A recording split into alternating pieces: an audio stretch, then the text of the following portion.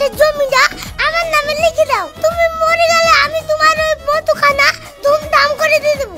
তুমি জমিগুলো ভাগ না করে দি কেন মরি গেল গো ও আব্বা আমার। তোকে ওইসব নিয়ে ভাবতে হবে না, পায়খানা গুনাকে সব দুমড়ি আমার দয়ারে ভরতো। সকালবেলায় আব্বা ঘুম থেকে উঠে এক গাল মুড়ি খেয়ে ঢকরি পানি খেয়ে বক করে মরে গেল।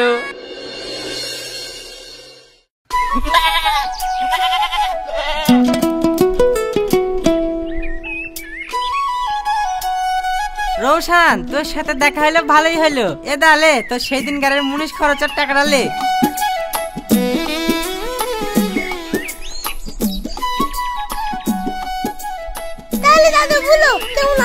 রোশান, আমি আল্লাহর রহমতে খুব ভালোই আছি। 2 মেয়ের ধুমধাম করে বিয়ে দিয়ে দিয়েছি। আবার আমার যা জমি জমা ছিল 2 ছেলেকে সমান ভাবে ভাগ করে দিয়েছি। শুধু ওই নাম মাঠের 1 বিঘি জমি আমার নামে আছে। ওই জমিটাও কোনো না কোনো ছেলের নামে দিয়ে দিব।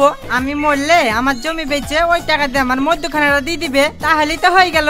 দাদু, তাহলে তুমি এক কাজ করো, তোমার ওই নাম মাঠের জমিটা আমার নামে লিখে দাও। তুমি মরে গেলে আমি তোমার ওই মধুখানা ধুমধাম করে দিয়ে দেবো। 5 গ্রামের লোক কেউ আর করতে পারবে না।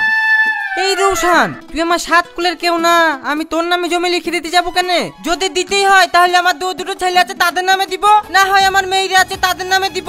শুনো দাদু, তোমার ছেলেদেরকে তুমি না দিলেও আমি ভালো করে চিনি। তুমি যে ছেলের নামেই দাও না কেন, তুমি মরে গেলে ওই জমি সে এলে নেবে। আর তুমি যদি কারোর নামে লিখে না দাও তাহলে ওই জমি 4 জনেতেই ভাগ করে নেবে, তোমার মধুখানা আর হবে না। শুন রোশান, তোর এই কথা আমি মানতে পারলাম না। মানতে যদি না পারো তাহলে তুমি একবার মরেই দেখো। এই রোশান, তুই কি কথা বলছিস? আমি যদি মরেই যাই তাহলে আমার মধুখানা দিল কি না দিল আমি দেখতে পাবো নাকি, যে তুই আমাকে মরতে বলছিস? আরে দাদু, তুমি বুঝলা না, তুমি মরবা কেন? তুমি আমার কথা শুনো, তাহলে তুমি বুঝতে পারবা কে মধুখানা দিবে আর কে না দিবে। তাহলে বল কি করতে হবে?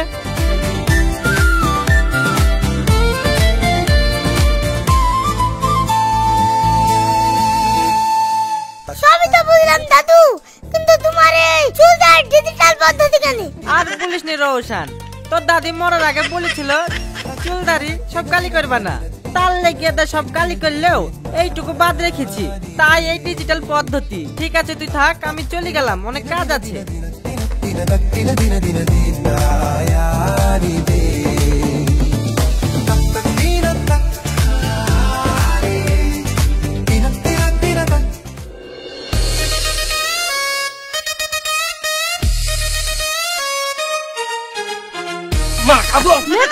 মেম্বারশিপ তাড়াতাড়ি চলেন। কেন রে মামুন, কি হয়েছে? মেম্বারশিপ ওই সাহেবদের বাড়িতে ওরা 2 ভাই ঝামেলা লাগিয়ে দিয়েছে, ওর বাপটা মনে হয় মরে যাবে। আপনি তাড়াতাড়ি চলেন। ওদের বাড়িতে ভাই ভাই ঝামেলা, আমি গিয়ে আবার কি করব? আরে মেম্বারশিপ আপনি বুঝছেন না, ওদের বাড়িতে মেলা জনসংখ্যা। আপনি যদি এই সমস্যাটা সমাধান করে দিতে পারেন তাহলে সব ভোটগুলো আপনি পাবেন। গতবার তো আপনাকে ভোট দেয়নি, ওই রাশিদির সব পয়সা খেয়ে ওই রাশিদিকে সব ভোট দিয়েছে। দেখছিলেন না ভোটের দিন কিরকম পুয়ায় পুয়ায় ঘুরছিল। এবার যদি আপনার কাছে খুশি হই আপনাকে ভোটগুলো দেয় তাহলে তো আপনারই লাভ হবে। তাই তো, তুই তো ঠিকই বলেছিস। এই তাড়াতাড়ি আমার হন্ডা বের কর।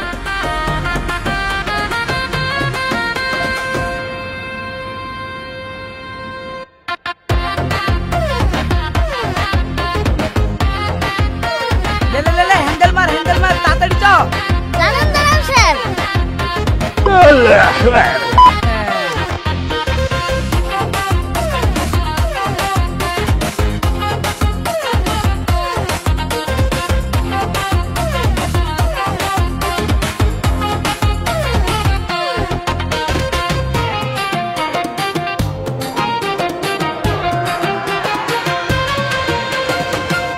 সেই 20 বছর আগে গাড়ি কিনেছিলেন, সেই গাড়িতে এখনো পাল্টালেন না। আরে এই গাড়ি আমার হিরো হন্ডা গাড়ি, তুই জানিস? গাড়ি স্টার্ট হবে। তুই দেখ।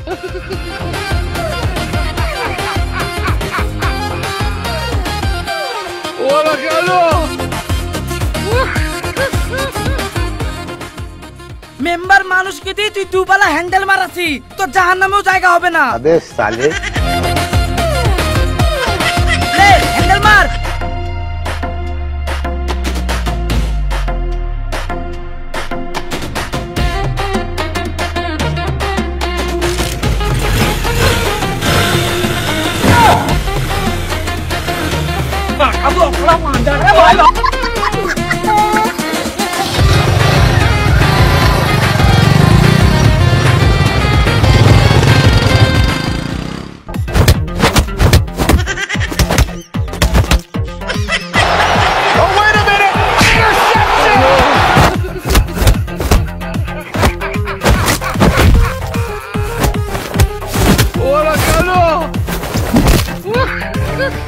এই কি করছিস তোরা থাম।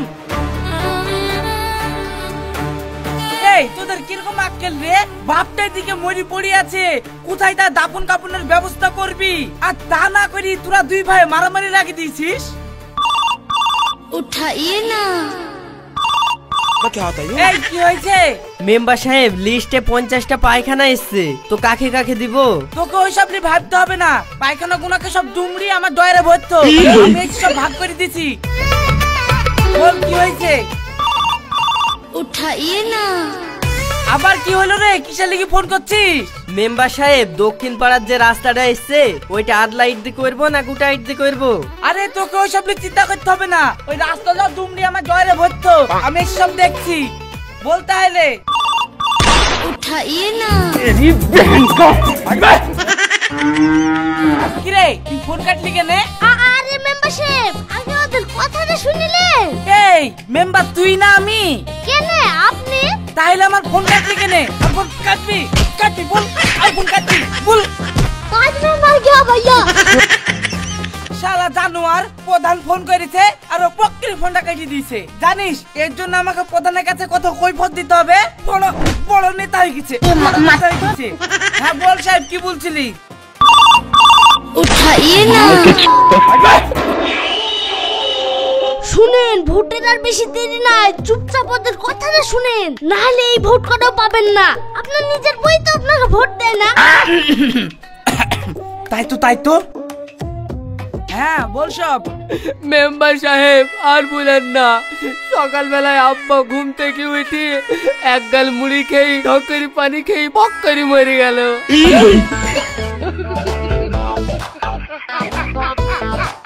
দেখ, সে মানুষ মরে গেল, তার কিছু করার নাই। তা তোরা ভাই ঝামেলা করছিস কেনে? সমাজে তো আমরা আছি, তোদের যদি টাকা পয়সার অভাব হয়, আমরা না হয় সমাজ থেকে টাকা পয়সা তুলি দাফন কাফনের ব্যবস্থা করছি।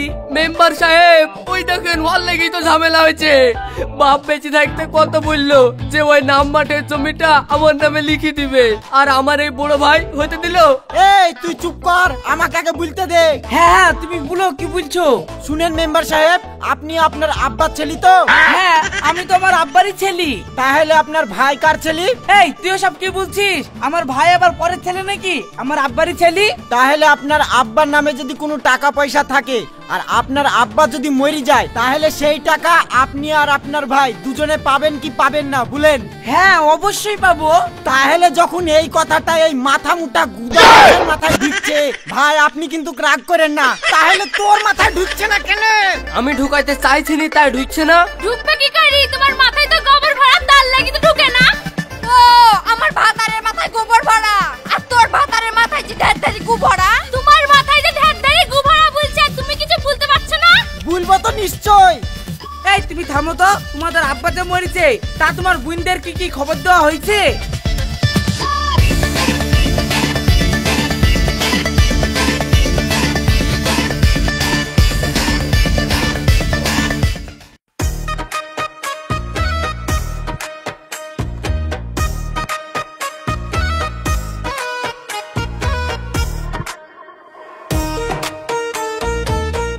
বোন, আসতে তো দেরি করলি কেন?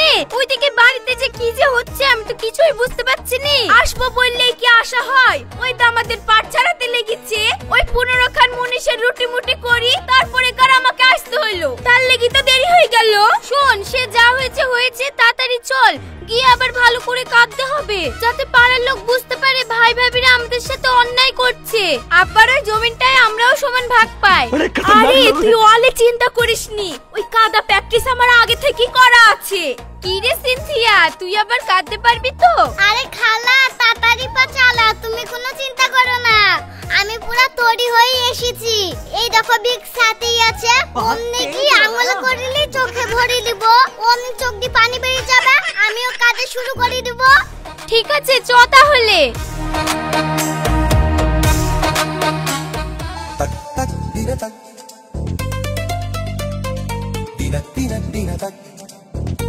বোন, দুজনে একসঙ্গে ঢুকলে আবার সন্দেহ করবে। তুই খানিক বাদ দিয়ে আয়, আমি আর সিনথিয়া আগে ঢুকি, তারপরে তুই আসবি।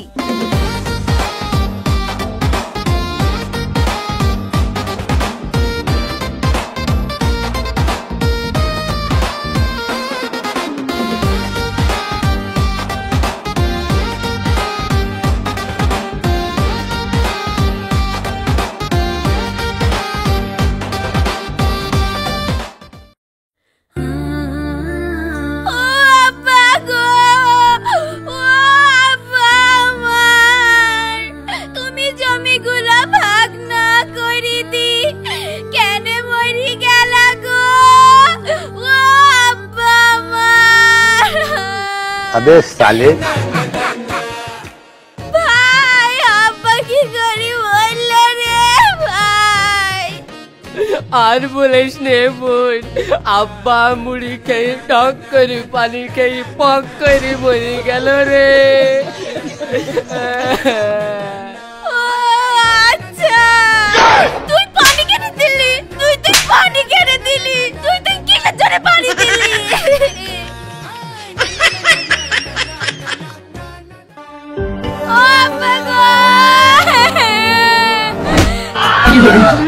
আব্বা তুমি কেমন আছো গো?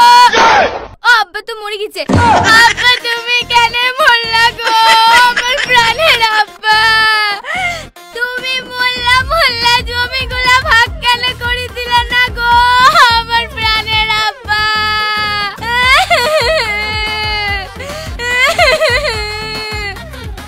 ওগো, তোমরা সব কান্নাকাটি বন্ধ করো। দিয়ে এখন তোমাদের আব্বা দাফন কাফন কি করে হবে, মতুখানা কি করে হবে, তার ব্যবস্থা কি করবা তাই বলো। মেম্বার সাহেব, ওসব পরে হয়েছে, আগে আপনি আব্বা থাকতে আপনার জমিগুলা ভাগ করে দিয়ার ব্যবস্থা করে দেন গো। আমার প্রাণের আব্বা। মেম্বার সাহেব, বোন ঠিকই বলেছে। আব্বা থাকতে থাকতে আমাদের জমিগুলো আমাদের দুই ভাইকে ভাগ করে দে। তুই আর কি বলছিস? তোদেরকে জমি ভাগ করে দিবে মানে? আমরা দুই বোন কি বানের জলে ভেসে এসেছি? ওই জমির ভাগ আমরাও নিব। ও, এক গুচ্ছ টাকা দিয়ে শ্বশুর বিয়ে দিয়ে দিয়েছে আর এখানে জমির ভাগ নিতে এসেছে। বাপ মরেছে, কানতে এসছো, কেঁদে বাড়ি চল যাও, জমির ভাগটা দিতে পারবো না। বিচার করার ঘরের ভিতরে এসে গো বিচার করতে। আমার বাপ আমাদের দুই বোনের এক যোগ্য টাকা দিয়ে বিয়ে দিয়েছে। তোর বাপ তোকে কি দিয়েছে? তোর বাপ তো ফকির। এই আমার বাপ ফকির? তোর বাপ তোর বিতে জানা দিয়েছে, তার থেকে বেশি আমার বাপ আমার বিতে দিয়েছে। তোর বাপ যখন তোর বিতে অনেক কিছুই দিয়েছে, তাহলে তোর বাপ মরলে তুই তোর ভাইয়ের গলায় পা তুলতে জমিগুলো ভাগ করলি কেন রে? আমার বাপের ছিল তাই আমি ভাগ লিয়েছি। আর তোরা কেরি যে ভাগ নিতে এসেছিস? আব্বা মরে গেছে আর তোদের সাথে সম্পর্ক শেষ। এই তোমরা চলো তো, দিয়ে আব্বাকে মাটি দেওয়ার ব্যবস্থা করো। জমির ভাগ না পেলে না আমিও আব্বাকে মাটি দিতে দেব না। এটা বসনু। হ্যাঁ, আমিও বসনু। দাঁড়ি কি দেখছো?